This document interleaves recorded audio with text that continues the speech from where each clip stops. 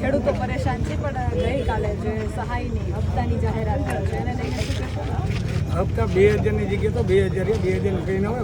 એક ખેડૂત છે ને રોજનો 2000નો એમનો પોકેટ મનીનો ખર્ચો હશે, એમને ખબર છે.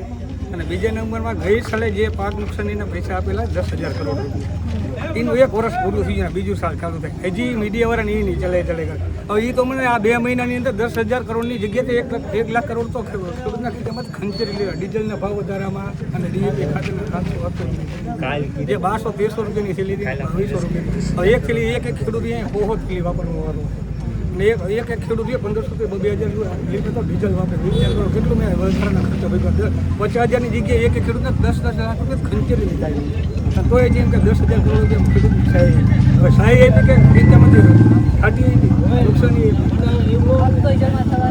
હપ્તા કઈ નથી. એમાં 12 મહિનામાં કેવાયસી કરવી પડે, ડીબીટીમાં નાખે. હવે કોઈ દી તમારે સેવિંગ એકાઉન્ટ છે ને નથી છે ને, તો તમારે કોઈ દી કેવાયસી કરવા બેંકમાં જવું પડે કે નથી જવું પડે? પેલી વસ્તુ પે કરો, જવું પડે કે નથી જવું પડતું?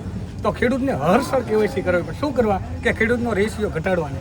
દર વર્ષે તો કોઈ કેવાયસી અત્યારે વિધવા થઈને કેવાયસી કરવા, પણ કેવાયસી છે ને એમને ડિબિટ ઓલરેડી ડોક્યુમેન્ટ છે, આધારમાં બધું લિંક કરી નાખ્યું. તો વારંવાર કેવાયસી છે ને ડિજિટલ ઇન્ડિયાની વાતો કરે બરોબર. અને એક બાજુ કેવાયસી કરો દર સાલ, ડેટા તો બધા આધાર લિંક કેટલી જમીન ખેડૂતો કરે, કેટલા બેંક એકાઉન્ટ સાઈણો મારીને જેટલા એક્ટિવ રહે એને દેવાના, નથી રહે જવા દો કચરામાં, કાંધામાં જવા દો. જે એક્ટિવ એને ઉપડામાં જોવા નહીં. હવે એવું કોને એમાં બબે હપ્તા હોય છે. મારે 4 સાલથી હપ્તા નથી. અત્યાર સુધીમાં 23 હપ્તા હોય ને, એક પણ ખેડૂત એવો દુનિયા ભારતની અંદર નહીં હોય જેને 23 હપ્તા એક વ્યક્તિ મને દેખાડો કોઈ એવું નથી. 23મો હપ્તો છે લગભગ 23મો હપ્તો છે. એક ખેડૂત એવો નહીં જેને 23 હપ્તા એ છે. શું કહેશો આપ? અમારા જો આ 2000 રૂપિયા આપ્યા છે પાસ આપી દેવા સરકાર. અમારે 2000માં શું થાય? 2000માં 20 લીટર ડીઝલ નથી આવતું અત્યારે, 100 રૂપિયા પણ ભાવ છે. તો 2000માં અને 5 કલાક હાલે તો એવા પૈસા લઈને અમારે શું સરકારને કરવાની? બરોબર. અને સરકારને જો લાવી હપ્તા ઉખાડવાની શક્તિ અમારા ખેડૂમાં છે. અમે ઊના મૂળિયા ઉખાડવાની શક્તિ અમારા ખેડૂમાં છે, નથી એવું નહીં. સરકાર એમ કહેતી હોય કે અમે સિટીના ઓલે નહીં, ગામડાના ખેડૂત બધા જાગૃત થાય છે તો એમના મૂળિયા હોતો ઉખાડી નાખતો હોય. 5,000નું ડીઝલ જોયું અમારે, ના 2,000 રૂપિયા આવ્યા. 5,000નું અમારે ડીઝલ જોયું. અમને ગાંધીનગરમાં જવા નથી દીધા. ગાંધીનગર તો એમને મોકલા છે, તો અમને ગાંધીનગર કેમ ન જવા દીધા? ખાવા ખર્ચો તો અલગ થયો છે અમારે. 5,000-5,000નું ડીઝલ બાંધ્યું. તો અત્યારે એમને 2,000 રૂપિયા નાખ્યા, તો 2,000માં તો અમારે શું થાય? એટલે અમારે સરકારને એ જ કહેવાનું છે કે અમને આ વળતર જોયું ને વળતર મળવું જોઈએ ફૂલે ફૂલ.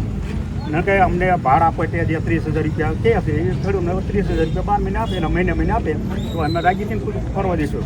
બરોબર.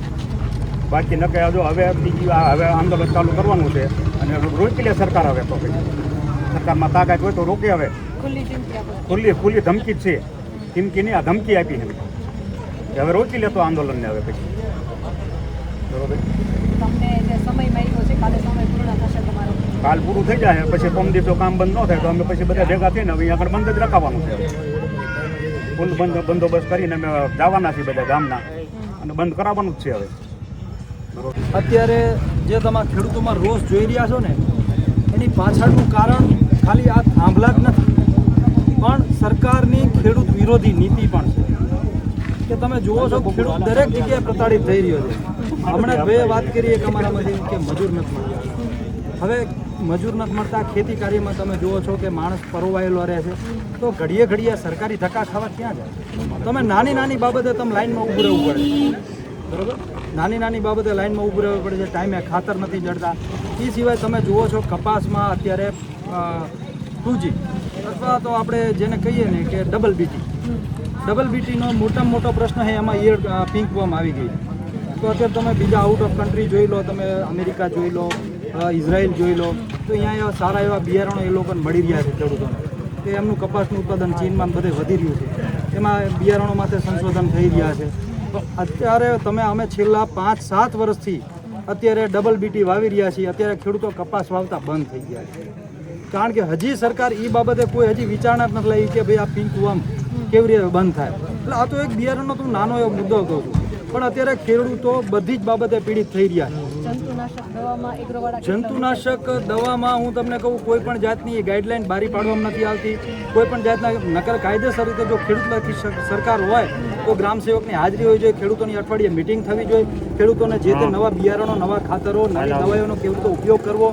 હવે અત્યારે માને છે કે ભાઈ પ્રાકૃતિક ખેતી તરફ વળવું છે તો એ માટે ખાલી કાગળ ઉપર વ્યવસ્થાઓ જોઈએ. ખાલી કાગળ ઉપર તમે એમ કહેજો પ્રાકૃતિક ખેતીને આપણે વધારે પડતું વિકસાવવી છે કે આ છે તે છે તો એ વાત શક્ય નથી. માર્કેટિંગ યાર્ડમાં હું તમને કહું ખેડૂત વેચવા જાય છે તો વેપારીનેથી જે માલ વેરી જાય ને એ ખેડૂત પાસે લેવામાં આવે છે.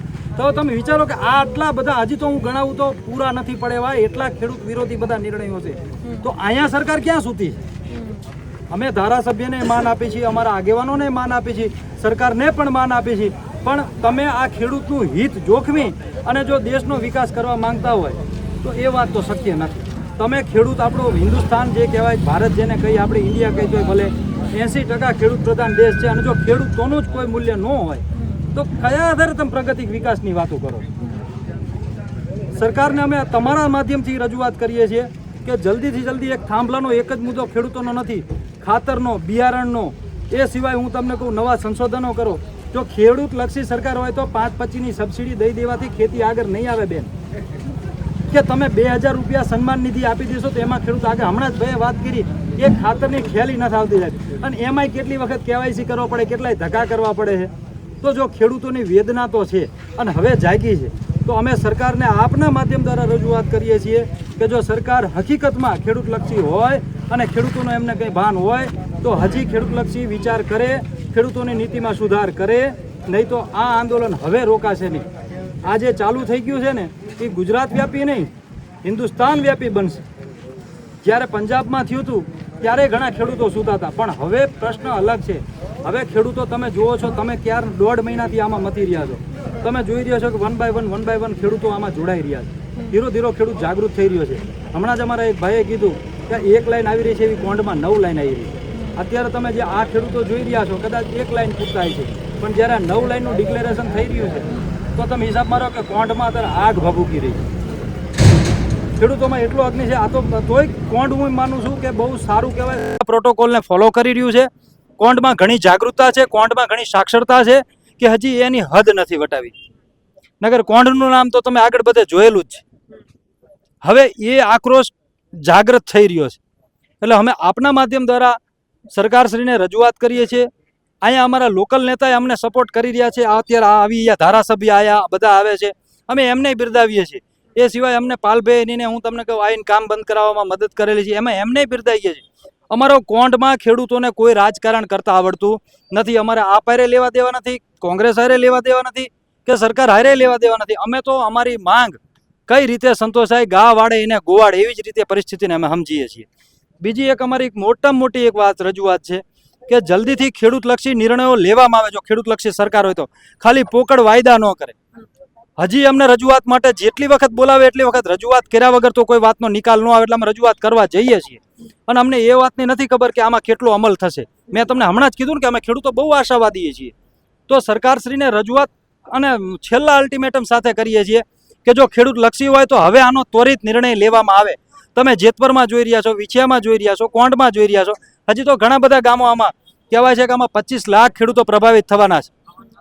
ઓલ ઓવર ગુજરાતમાં 50 લાઈન આ બાબતે નીકળવાની છે. આ એક કોંઢનો પ્રશ્ન નથી, આખા સમગ્ર ખેડૂત સમાજનો પ્રશ્ન. ખેડૂત મુદ્દે એમનું કોઈ પણ રાજકારણ નહીં હાલે, ભાગલા પાડો રાજનીતિ કરો. આ અત્યારે હું તમને કહું આમાં અમે દલિતો અને જે પણ ખેડૂત હશે બધા એક જ છીએ. અમારી એક જ જાત છે, ખેડૂત જાત, બાકી કોઈ જાત નથી.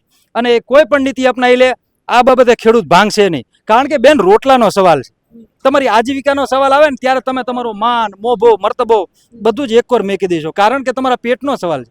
ત્યારે તમારો આંતરડીનો જ્યારે અવાજ ઉઠે છે ને ત્યારે હમણાં જ ભાઈએ કીધું ને કે આમાં જે લોકો પોતાનું રાજકારણ કરતા હોય છે, પોતાના રોટલા શેકવાની તૈયારી કરતા હોય છે, તો એ લોકોને બધાને ફટકો વાગશે.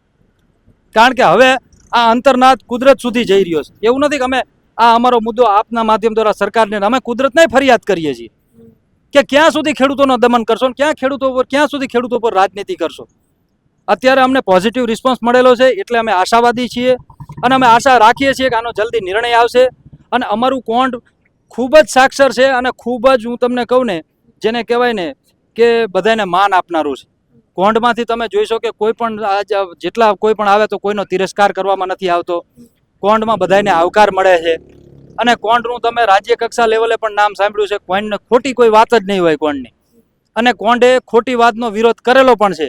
એટલે જે ખોટી વાત દેખાશે એમાં કોંઢ 100% વિરોધ કરશે. જે રીતે ભાઈ વાત કરી રહ્યા છે કે ખોટી વાત નહીં, કામની વાત, સીધી વાત અને વળતરની વાત, કોઈ ખોટા વાયદા નહીં, કોઈ ખોટા દાવા નહીં. ખેડૂતોની એક જ માંગ છે કે અમને યોગ્ય વળતર આપવામાં આવે, નહીંતર હવે પછી આંદોલન રોકાશે નહીં. આ ખેડૂતોના શબ્દો છે. તો સમય છે સમજી જવાનો, ખેડૂતોને એમનો ન્યાય, એમનો હક આપવાનો. આના વિશે તમારું શું કહેવું છે? તમારા મંતવ્ય કમેન્ટ કરીને જરૂરથી જણાવજો. કેમેરામેન રાજ પરમાર સાથે હું પત્રકાર કાજલ સુવા. આપ જોઈ રહ્યા હતા ગુજરાતનો અવાજ.